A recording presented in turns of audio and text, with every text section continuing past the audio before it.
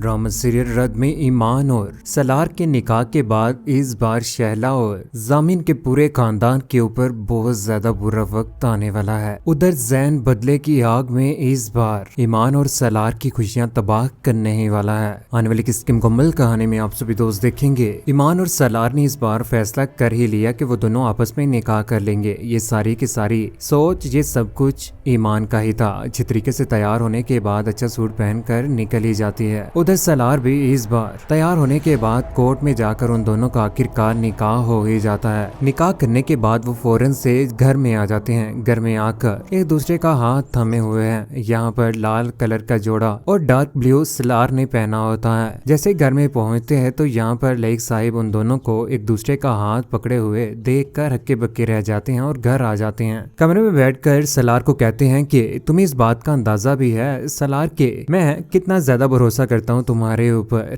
यही बात सुनने के बाद यहाँ पर सलार तो खामोश रहता है, लेकिन ईमान बोल पड़ते कहती है कि मैंने और सलार ने निकाह कर लिया है। ये बात सुनने के बाद रो पड़ते हैं, चिल्ला पड़ते हैं। आलिम साहिब कहते हैं कि ये क्या कह रहे हो। इसी दहलीज के ऊपर वो लईक साहिब ना मुझे जलील करके गए हैं। सर पकड़कर यहाँ पर बैठ जाते हैं कि सलार ने भी कैसी हरकत कर ली है। दिल ही दिल में तो खुश भी होंगे कि सलार जैसा ईमानदार और सच्चा इंसान जो ईमान का शोहर बन चुका है। सर पकड़कर यहाँ पर बैठे होते हैं कि क्या सोचेंगे लोग, क्या कहेंगे वो। जगह जगह पर पूरे जमाने में डंका पीटेंगे कि आलिम साहिब अपनी बेटी को लिए राह चलते लड़के। यही बात सुनने के बाद सलार और ईमान तो परेशान हो जाते हैं। यहाँ में कदमों में बैठकर आलिम साहिब के ईमान उन्हें चुप करवाने की कोशिश करती है, लेकिन इस बार दोबारा से उल्टी बात पड़ ही जाती है। आलिम साहिब कहते हैं कि मरने से पहले और कितनी दफा मारोगे तुम मुझे। बाबाजान आपको खुशी नहीं हुई सलार जैसे नेक और ईमानदार लड़के के साथ मैंने शादी की है। ये तो बात की बात है। आलिम साहिब बहुत ज्यादा खुश हैं।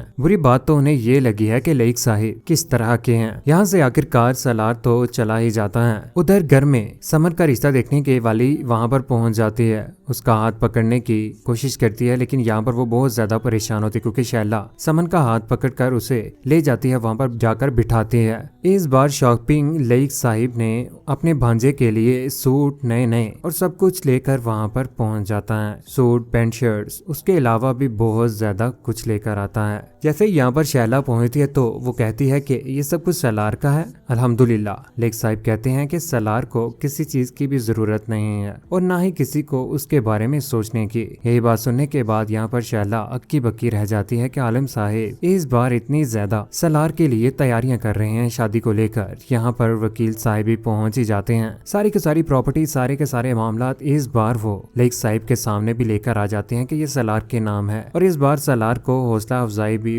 लईक साहिब देंगे कि तुम्हें किसी भी चीज की जरूरत होती है तो या कोई भी बात होती है तुम मेरे साथ कर सकते हो। लेकिन इस बार ईमान बिल्ली से शेर बनाने ही वाली है सलार को। उधर घर में आया हुआ जामिन, जिसे शैला बता देती है कि वकील साहिब आए हुए थे। सब कुछ पता चल चुका है लईक साहिब को जो कुछ भी इस घर में हो रहा है। जामिन कहता है कि मैंने अपनी सारी की सारी जान लगा दी लायर्स के साथ कि किसी तरह से लईक को हवा ना लगे किसी भी बात के। तुम एक ही घर में इस बात का ख्याल नहीं रख सकी। उसका हाथ थामने की कोशिश करते हैं। यहाँ पर सलार को भी बुला ही लिया जाता है। सलार को जैसे ही यहाँ पर बुलाया जाता है सलार दोबारा से परेशान सर नीचे फेंक कर खड़ा है। जामिन से तो ऐसे डरता है जैसे किसी से लेकर खाता है, लेकिन वो नहीं जानता कि उसकी माँ के हाथ कितना कुछ था। उसकी माँ के पास कितनी ज्यादा प्रॉपर्टी थी जिसकी वजह से उसके बाबा ने उसे कत्ल किया था। यहाँ पर उसे कहता है कि ये सारी की सारी प्रॉपर्टी तुम मेरे नाम लगवाओगे। जो कुछ भी तुम्हारे पास है तुम्हें अपने मामू को बताने की कोई भी जरूरत नहीं है। उनसे साइड पे जाकर आंखों में आंसू लिए हुए रो रहा है। आंखों में आंसू लेकर परेशान है। इसी परेशानी में वो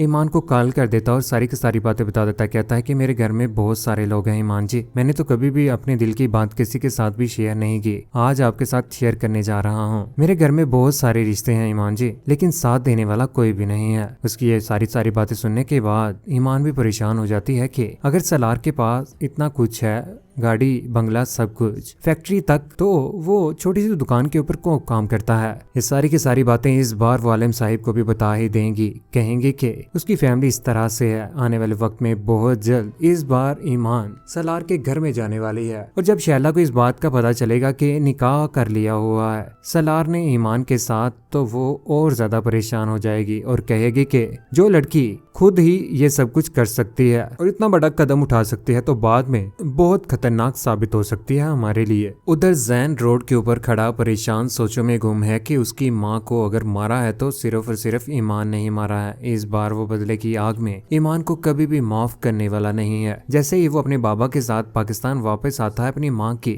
डेड बॉडी लेकर, उन्हें तदफीन करने के बाद जैसे ही घर पहुंचता है तो यहाँ पर वो सारा का सारा कसूरवार बानो आपा को ही ठहराता है और कहता है कि ये जो कुछ भी हुआ है ये आप ही की वजह से हुआ है। अगर मामा नहीं चाहती थी वहां पर शादी करना तो आप मेरी जबरदस्ती क्यों शादी करवाना चाहती थी। घर की चीजों को तोड़ फोड़ करने के बाद वहां से चला जाता है। दूसरी जानिब ईमान इस बार सलार को हौसला देने की कोशिश करती है और कहती है कि ना जैन मेरी जिंदगी में वापस आएगा और ना ही मेरा फैसला बदलेगा, इसलिए बेहतर होगा जितनी जल्दी हो सके वलीमे की तैयारियां कर ली जाएं और इस फंक्शन को आगे बढ़ाया जाए। मैं रुखसत होकर आपके घर जाना चाहती हूँ। बाबा की जो कुछ भी परेशानियां हैं उनको हल करना चाहती हूँ। मुझे इस बात की पूरी उम्मीद है कि बाबा तुम्हारे साथ देखकर मुझे बहुत ज्यादा खुश होंगे जब मैं खुश होंगी, और मुझे उम्मीद है कि तुम मुझे कभी भी जिंदगी में परेशान नहीं करोगे। शादी की तैयारियां अच्छे तरीके से की जाती हैं। यहाँ पर वो स्केच भी लगाया जाता है। ईमान जो देख कर हक्की बक्की रह जाती है कि कितनी ज्यादा मोहब्बत करता है सलार मेरे साथ, लेकिन पहली मोहब्बत को कैसे भुला सकती है ईमान भी।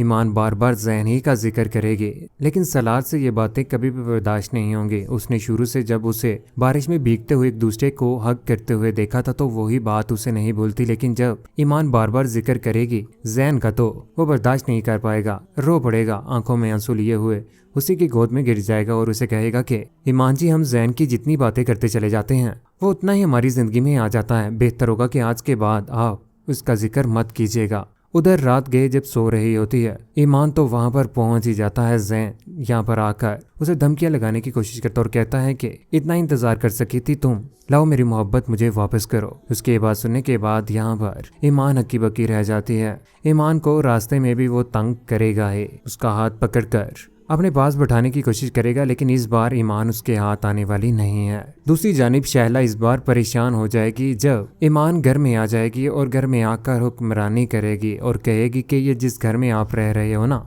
ये मेरे शोहर का घर है। बेहतर होगा अगर इज्जत के साथ यहाँ पर रहना है तो खामोशी के साथ जिंदगी गुजार लो, वरना धक्के मारकर घर से बाहर निकाल ही देंगे। इस बार सलार भी सभी लोगों का मुकाबला करने वाला है। अपने मामू को भी किसी किस्म की कोई भी बात नहीं मानेगा, क्योंकि जिस तरह से लेक साहिब ने अपनी बीवी के डर से अपने भांजे को यहाँ पर इन फराउन लोगों में छोड़ दिया था ना, इस बार वो सिर्फ और सिर्फ अगर बात मानेगा तो ईमान की ही मानेगा। किस किस को इस बात की खुशी हुई कि ईमान और सलार ने निकाह कर लिया और वो दोनों एक दूसरे के साथ खुश हैं और ईमान बहुत ज्यादा बरकतों वाली है। सलार की जिंदगी इस बार बदलने ही वाली है। वो शैला जामिन कामरान का बुरा अंजाम कौन कौन देखना चाहता है, अपनी कीमती राय का इज़हार नीचे कमेंट सेक्शन में जरूर दीजिएगा। चैनल को सब्सक्राइब करने के बाद बेल का बटन जरूर दबाइएगा। अपना ख्याल रखिएगा, दुआ में याद रखिएगा। अल्लाह हाफिज।